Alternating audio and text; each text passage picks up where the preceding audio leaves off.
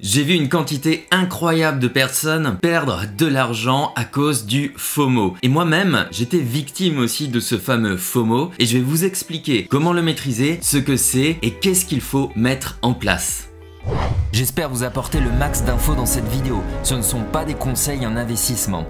Pour ne rien louper, abonnez-vous, likez, regardez aussi dans la description les super cadeaux et offres que je vous ai dénichés.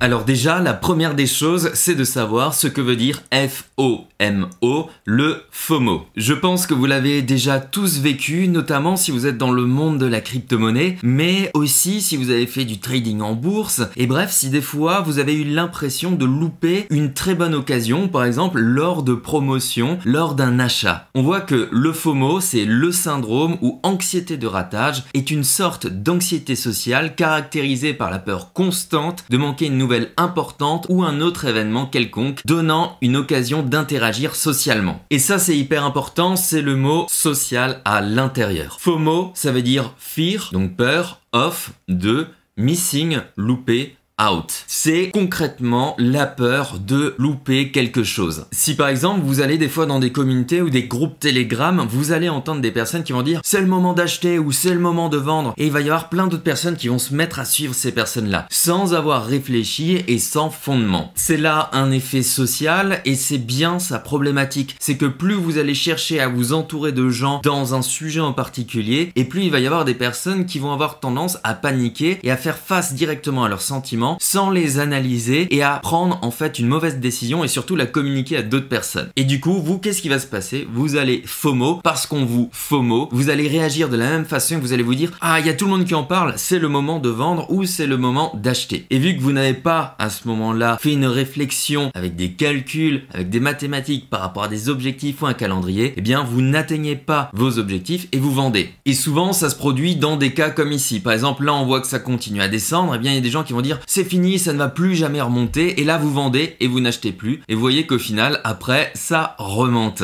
et du coup vous loupez quelque chose parce que vous avez été paniqué par d'autres personnes ici, ou bien vous voyez que ça monte, ça monte, ça monte, et vous avez acheté peut-être trop haut, et au final ensuite ça redescend. Agir avec des émotions dans un monde comme la crypto-monnaie, le trading, peu importe, est une erreur. Un de mes conseils les plus importants que vous devez suivre, c'est surtout de ne pas écouter la masse et surtout les personnes qui vous disent c'est maintenant qu'il faut faire ci, c'est maintenant qu'il faut faire ça. Parce que c'est maintenant pour eux, parce qu'elles ont cédé à leurs émotions, mais aussi à cause de leur référentiel. Peut-être que vous allez entendre des personnes vous dire c'est le moment de vendre à cet endroit-là ici, sauf que ces personnes-là ont acheté plus bas que vous et vous achetez plus haut. Donc en fait cette information est totalement erronée quand vous la recevez. Et surtout, vraiment une chose qui se vérifie partout, c'est que les personnes qui parlent le plus, généralement, dans les groupes, etc., sont les personnes qui savent le moins. Restez toujours à l'alerte de vos propres indicateurs. Gardez toujours la tête froide. Je vous assure que c'est quelque chose de vérifié à 100%, c'est que vous devez toujours prendre plus de temps à calculer, quitte à louper peut-être une occasion, et vous ferez de bien meilleures décisions que de vous dire ok, je vais écouter ces gars et je vais faire ça directement. Et le FOMO, ça arrive énormément, genre par exemple là, vous avez quelque chose qui a monté et hop, ça redescend d'un coup, ça remonte, ainsi de suite. La crypto-monnaie, c'est que des vagues, ça monte, ça descend, ça monte, ça descend, et c'est un moment constant où vous allez avoir vos nerfs qui vont être mis à rude épreuve. Donc faites-vous une carapace à ce niveau-là, ça vous permettra de prendre de meilleures décisions et surtout d'éviter, eh bien, aussi de manger sur votre qualité de vie. Parce que si vous êtes tout le temps là sur votre téléphone en train de regarder les courbes, en train de regarder toutes les informations, eh bien vous perdez du temps à chercher encore plus d'informations et à chercher en fait des personnes qui confirment ce que vous pensez. Et du coup, vous allez tomber énormément sur des informations de FOMO qui vont être de toute façon totalement contradictoires. Parce que comme je le rappelle, les effets de FOMO sont souvent dans des moments où ça commence à monter, où ça commence à descendre, très peu au moment où c'est quand même assez stable. Et du coup, il se produit dans les deux cas, et en fait, ça dépend vraiment de l'endroit où vous êtes entré et quels sont vos objectifs. Moi, par exemple, en tant que holder, si je vois que ça s'effondre, je vais d'abord regarder les informations à ce niveau-là, est-ce qu'il y a des nouvelles publications, voir un peu la tendance, voir un peu ce que les personnes personnes de confiance dans mon cercle pensent à ce sujet avant de prendre une décision. Et honnêtement, c'est très rare que je vende parce que je sélectionne des crypto-monnaies de qualité et j'achète à certains moments, même si ça descend en dessous, je sais qu'au bout d'un moment, ça va reprendre ce niveau-là ou remonter. Voilà, c'était juste un point très simple sur le FOMO, le Fear of Missing Out. Ne vous faites pas avoir et dites-vous bien que passer trop de temps sur des communautés où vous voyez plein de gens qui FOMO, etc.,